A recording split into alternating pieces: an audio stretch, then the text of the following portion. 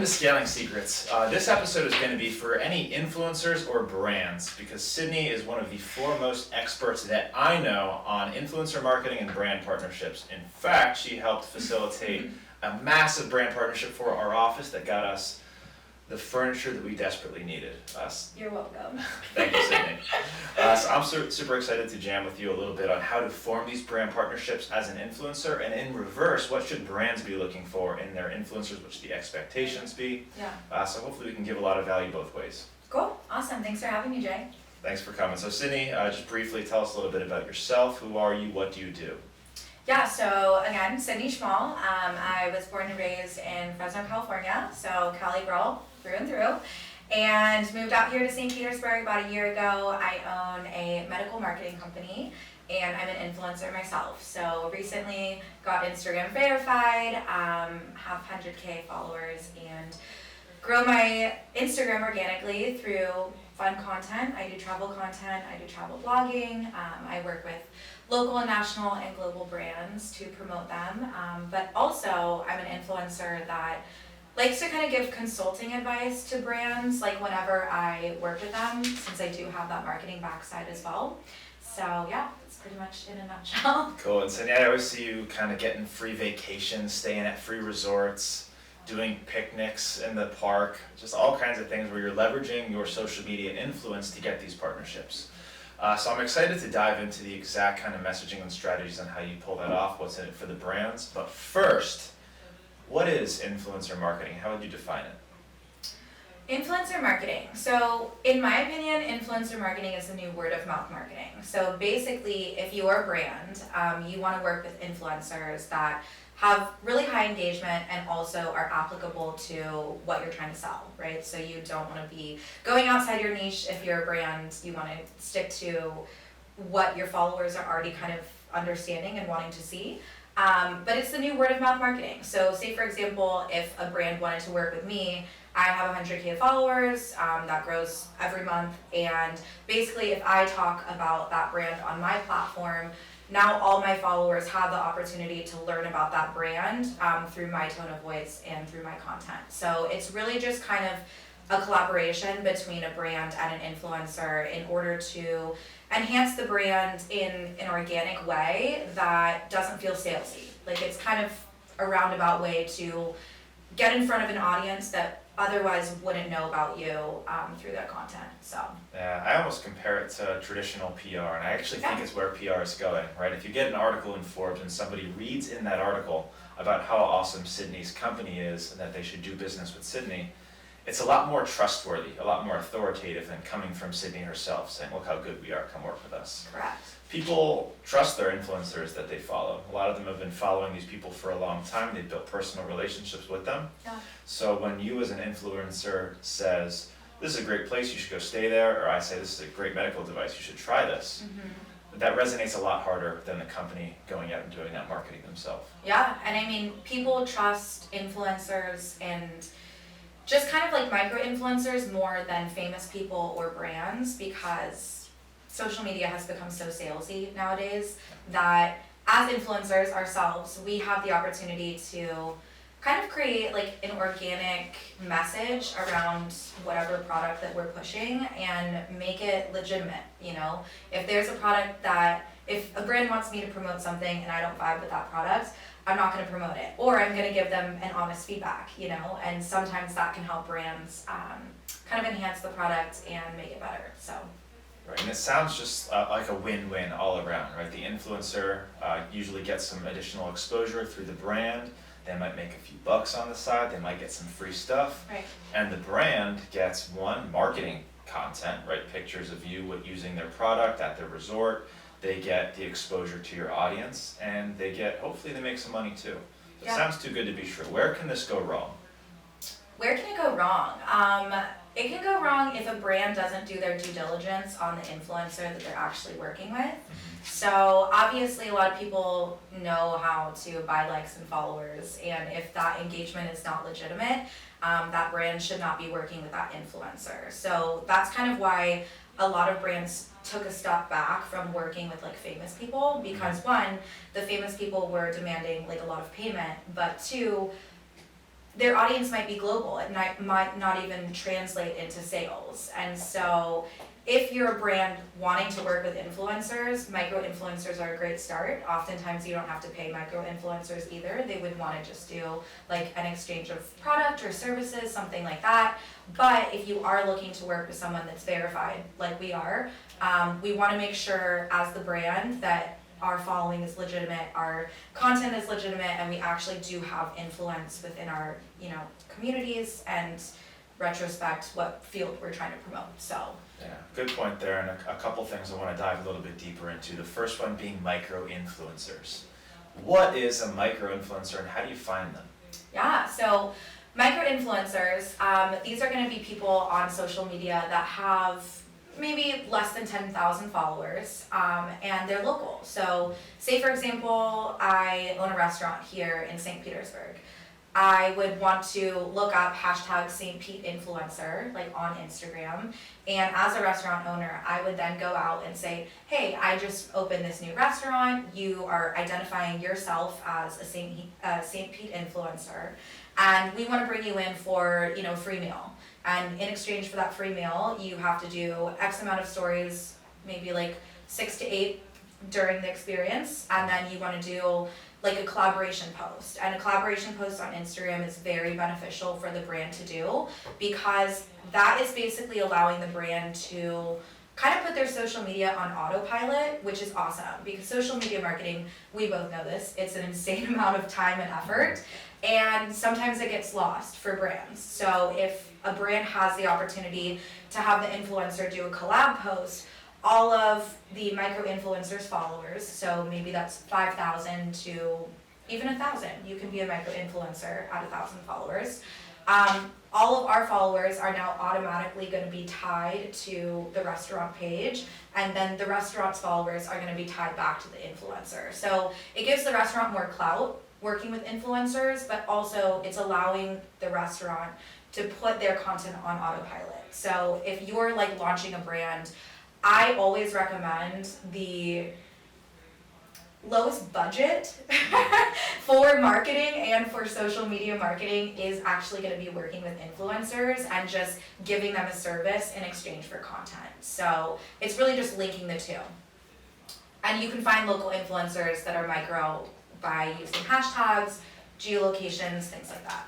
And you said micro-influencer in terms of followers, right? Yeah. It can be as little as 1,000 can still be a micro-influencer? Yeah, I mean, so definitely. And it's all about the engagement rate. So you want to make sure that if this person has a lot of likes, a lot of comments on all of their posts, things like that, that's going to indicate that they have a very engaged audience. And even if they have as little as 1,000 followers, you might want to send a free bikini to a girl that has 1,000 followers, have her do a post about it, and then her 1,000 followers are actually engaged and excited, and then all of her girlfriends are going to buy that bikini. So even though you don't have to have 10K plus followers to be an influencer, if you're trying to do micro-influencing, I would definitely start out with like small local brands, and just lead with the opportunity of content. Like don't really lead with like, hey, my audience is huge and I'm gonna bring you so many new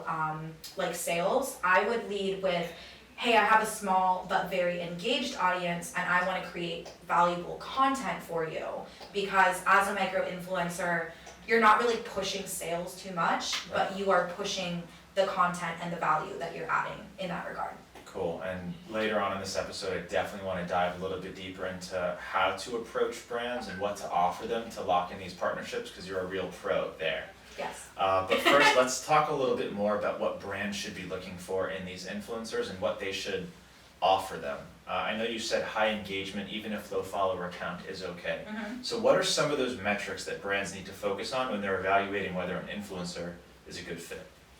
So first of all, it's niche. Okay, so for example, we're both in the medical space. All my clients are like the top docs in the US, and we work with influencers all the time. I find influencers to come in and do an exchange of services in exchange for collaboration posts and promotion. However, if I have a dentist that is promoting teeth whitening, I can't have sexy bikini models come in because their content is not valuable to post on my client's social media, So number one, as a brand, you have to make sure that the influencer actually fits your niche, and you're not really going out of that just because they're verified, they have a lot of followers, things like that. Niche is very important. So comments are huge, obviously likes are huge. Followers, yes and no. I would actually scroll through followers to see if a lot of them are fake, That's a good point. People can do that. And again, it's social proof, so it can provide clout, but is it actually going to return an ROI, So yeah, definitely likes, comments, followers, how real they are. You can use Hype Auditor. That's a website that I like to use, and it'll actually give you the influencer's engagement rate.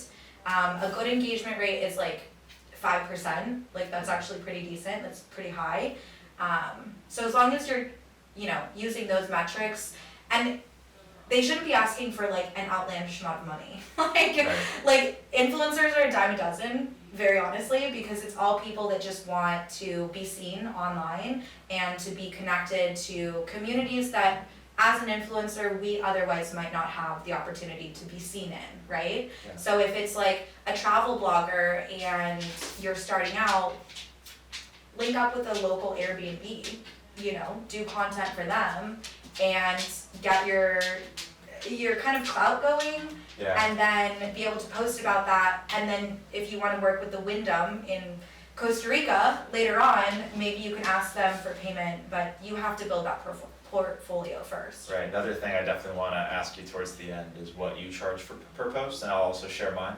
Okay. So hang in there till the end, don't let me forget. Okay. Now let's talk a little bit about from the influencer's perspective. Say you do have 1,000 followers. Obviously your approach is going to be a little bit different than if you have 500,000 followers. Yeah. So what is it, and you kind of touched on this earlier, that the micro-influencer can do to get those brand partnerships?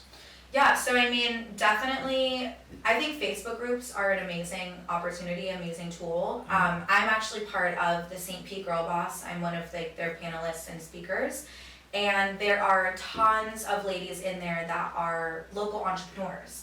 So if there are micro-influencers, I would start in that Facebook group and literally just look through who owns a bikini line, who owns a car detailing service, who owns a cleaning service, any kind of business that you think you would be able to promote, start in a Facebook group and do it locally and say hey, I'm a local influencer, I'm micro, I want to just do a collaboration post for a free service. Is anyone wanting to build up their content portfolio? So that's a great way to start. But also just being able to have a direct message script. Being able to automate and kind of copy and paste as an influencer is gonna really cut down the time that it takes to connect and collaborate with these brands. Yeah. And then also having requirements for yourself. So for me, example, if I bring in an influencer for my client, they're required to do 2 collaboration posts. So it's auto-posted on the client's page and also the influencer's page. They're required to do 8 to 10 Instagram stories promoting whatever brand they're doing or whatever office. And then they're required to do a Google review, because Google reviews are super important for organic SEO. So don't negate that. And that is an additional value add that you can provide as a micro-influencer. So just kind of coming up with a system of okay, here's what I'm going to send to restaurants. Here's what I'm going to send to clothing brands. Here's what I'm going to send to hotels. And just being able to copy and paste that and kind of just get the word out and start understanding who is down to collaborate with you and at what terms. I wouldn't ask for payment right out of the gate. I would just say, I want to create amazing content for you. Here's what I've done in the past. And I'm just starting out. Just be real.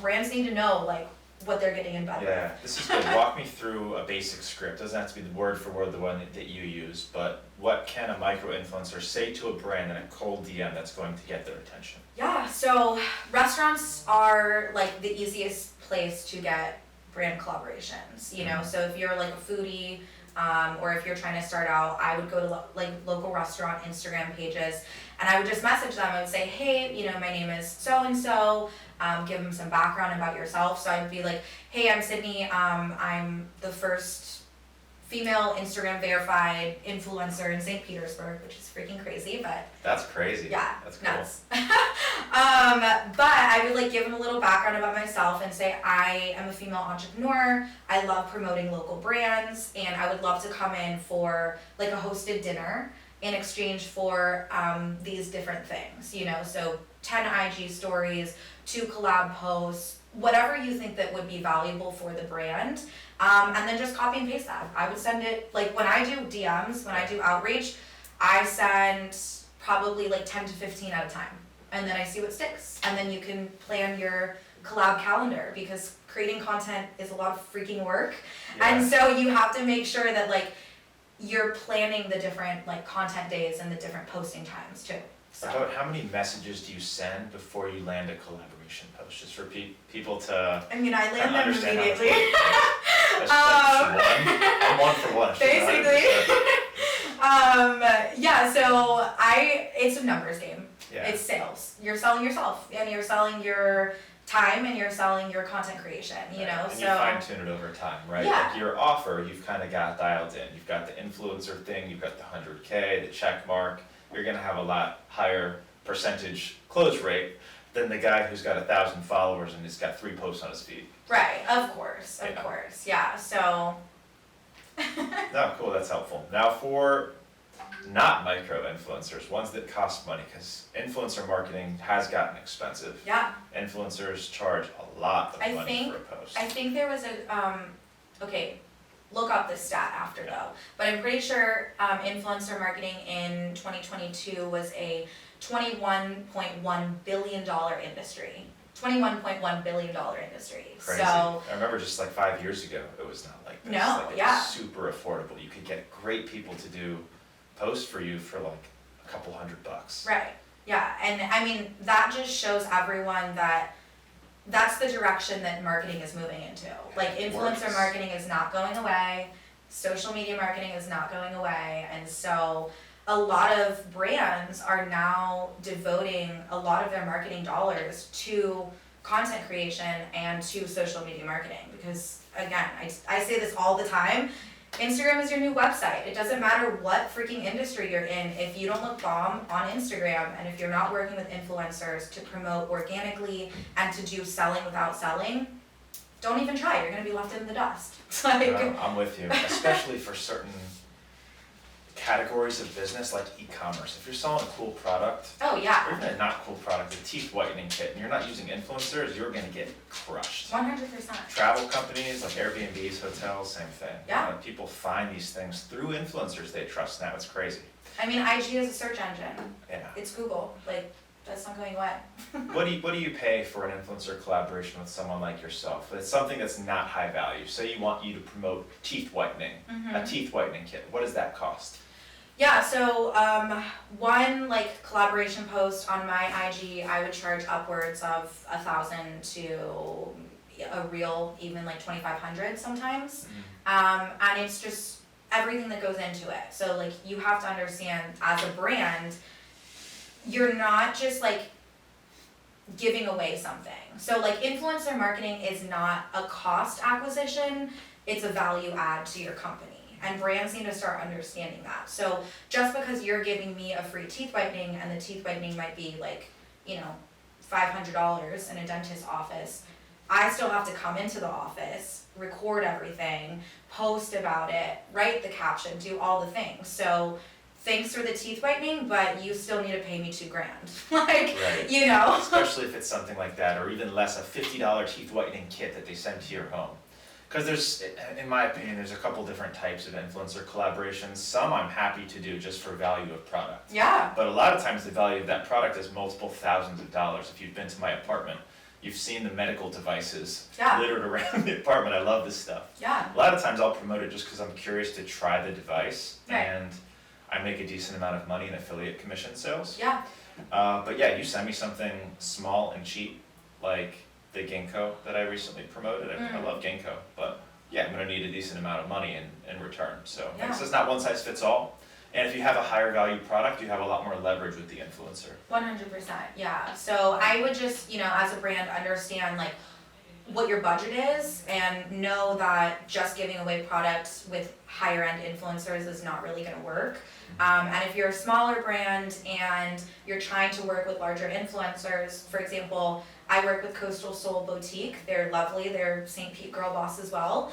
And they style me out every time I go on a vacation, but it's, at least $1,000 worth of stuff because one IG post on my page is $1,000. So the brand has to provide at least $1,000 worth of product in order for me to promote them. And it's pretty easy for you to do a collab post with the styles that they Of put on course. you, as opposed to the teeth whitening kit. It's like, look, buy this whitening kit. Right. Like one's a lot more of organic of a feel and one's not. So Right. there's a lot of variables at play to determine what that partnership is going to look like, I think. Yeah, absolutely. Let's talk for a little bit about the word that you said pre-episode, something branding or something to do with branding. What was that? Oh, how psychology influences branding. Talk to me about that. Yeah, so, well, on the brand side or the influencer side? I'd say from the brand side. I want to talk from a company perspective about how to brand yourself using psychology to grow your revenue. Okay, so in order to even work with high-end influencers, so for example, the teeth whitening product, right? If you don't look amazing on social media, as verified influencers, we're not gonna bother with you because it's a teeth whitening product. Cool, thanks. There's a million out there, right? And so it really hones down into like how you look online and how impressive you look online. Like if you are not taking time and a good amount to brand yourself perfectly on social media and look very impressive, as an influencer, I'm gonna pick and choose what products I want to collaborate with based on how you guys look online. Yes. So if you're a brand, like you need a social media strategy, you need a posting strategy, you have to start working with influencers, you have to do professional content, not freaking iPhone photos. And so all of that creates what's called neuromarketing. Like when I see an Instagram page, I'm psychologically either going to like collaborate with this brand or not based on how they look on social media. And so you have to use neuromarketing and psychology to brand yourself well in order to psychologically convince the influencer and also consumers to care about your product. All right, Sydney, what are some quick changes that a brand can do on their social media to get the highest return at the lowest hanging fruit? What changes can they make? Yeah, I mean, it really starts with how you physically look on Instagram. So if we go back to neuromarketing tells us that when there's a post with a lot of likes and we're scrolling through our Instagram feed, if there's an uneven amount of likes, we're actually going to psychologically want to like that photo in order to get it to an even number. It's pretty crazy stuff like that. So if you're hiding like count, I actually wouldn't do that. Like I actually would encourage showing the likes because if you have 43 likes and you see my photo, would you not want to get it to 44 because it's like an OCD thing? I want to hit 45 personally. Yeah, and so like, but a lot of people like they think like that. That's why likes actually work, And then just how does your actual page look? So if it's super disheveled and there's no like brand flow to it, psychologically that actually turns our brains off and we want to not engage with that page. And so if you use like a posting app like Later or Planoly, these are $18 a month, so easy. You can pre-schedule and pre-plan content, which is what we do with all of our clients, and you can actually have things on a quarterly basis. So I do everything for my clients on a quarterly basis and also sometimes for my personal brand too. But what that allows you to do is actually create a really nicely created flow of your actual Instagram page, because if it's disheveled, I'm not gonna want to look at that page. I'm actually gonna exit your Instagram and go onto a page that is more visually pleasing. So if you make the flow of your actual grid visually pleasing, you're going to encourage people to engage with your posts. So. Very cool. And I'm a huge software nerd, and you just railed off a couple names of some tools that might be interesting to check out. I'd love for you to spend a minute telling me all of the different tools that you use for social media, for influencer marketing, and what their use case is. Okay. So For social media marketing, we use different posting apps. If you are posting on LinkedIn, I would suggest using Later. Later allows you to auto post onto Instagram, Facebook, LinkedIn, and TikTok, Pinterest. So you kind of cover your bases across the board. And again, that's that social media strategy. And you can just edit the captions depending on the platform. So obviously on IG, you're gonna wanna put a bunch of hashtags, but for Facebook, that might look spammy. So just delete those, you know, but you can do it all in one app. So Later, we use obviously the Instagram platform itself. I love using content creation tools like Mojo. Let's see, there's CapCut for like video editing. Yep. And what else? I mean, we're getting into ChatGPT for caption writing. Yeah, So crazy, right? that's a cool thing, but I found that you definitely want a human like reviewing the captions, because sure you can automate things, but you can't automate like tone of voice. And you know, if I have a client that is kind of sassy and energetic, we want to put those emojis back in, things like that. So definitely be able to use tools to assist, but have that marketing program and ideas in place so that you can modify it. So obviously against the databases, better to do the personal connection. Cool. Yeah. Sydney, this has been a blast. Where can people find you, follow the progress on your projects? And if you're an influencer, if people want to take a look around your journey and follow all your adventures, where's the best place? Yeah, so my personal brand is Schmall. So you can look me up on IG. I'm not really on TikTok, don't have time for videos. We'll post some of these on TikTok. Yeah, so there we go. You'll see her. So Instagram is my main platform, Schmall, and then Flossy Dental Marketing. That's actually my business Instagram if you want to go and check that out. Thank you, Sydney. Yeah, thanks guys.